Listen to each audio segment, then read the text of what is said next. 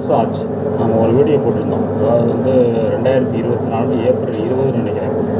அப்போ வந்து வேண்டுகோள் பிரச்சாரம் செல்வாரா நம் முதல்வர் அப்படின்னு சொல்லி போட்டிருந்தோம்.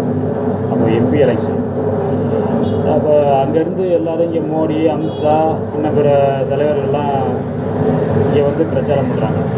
அப்படி இருக்கும்போது அவங்க வந்து இங்கே பிரச்சாரம் பண்ணி பிரதமர் ஆகலாம். ஏன் நம்ம இங்கேருந்து போய் வடநாட்டில் போய் பிரச்சாரம் பண்ணால் என்ன அப்படிங்கிற மாதிரி வேண்டுகோள் வச்சு நம்ம முதல்வரை நம்ம போகணும். ஏன்னா அங்கேருந்து வந்துட்டு இங்கே எதுவுமே இல்லாமல் வெறும் காலி டப்பாவை கடகடன்னு ஆட்டுறது, உருட்டுறது, பொய் புரட்டு அப்படி சொல்லியே வாக்கு சேகரிக்க வரும்போது எந்த உதவியும் செய்யாமல் இந்த தமிழ்நாட்டுக்கு வந்து வாக்கு சேகரிக்க வெக்கமே இல்லாமல் வந்து வாக்கு சேகரிக்கும் போது நம்ம போனால் நம்ம செஞ்ச மக்களுக்கு செய்கிற இங்கே நலத்திட்டங்களை நம்ம வளர்ச்சி இடத்த நம்ம தமிழகத்தை பற்றி ஏன் போய் அங்கே பிரச்சாரம் பண்ணக்கூடாது அப்படிங்கிற மாதிரி நான் வீடியோ போட்டிருந்தேன்.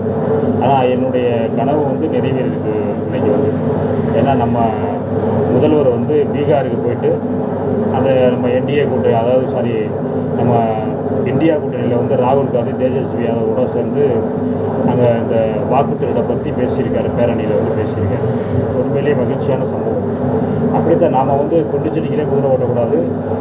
நம்மக்கிட்ட இருக்க உண்மை, நேர்மை அந்த மாதிரி இருக்கும்போது வந்து நம்ம நல்லது செஞ்சுருக்கோம் அப்படிங்கும்போது நமக்கு வந்து இந்த தயக்கம். நம்ம போய் அங்கேயே அடித்து ஆடணும். அதை அடிக்கடி நம்ம செய்யணும் அப்படிங்கிறது தான் நம்மளுடைய வேண்டுகோள்.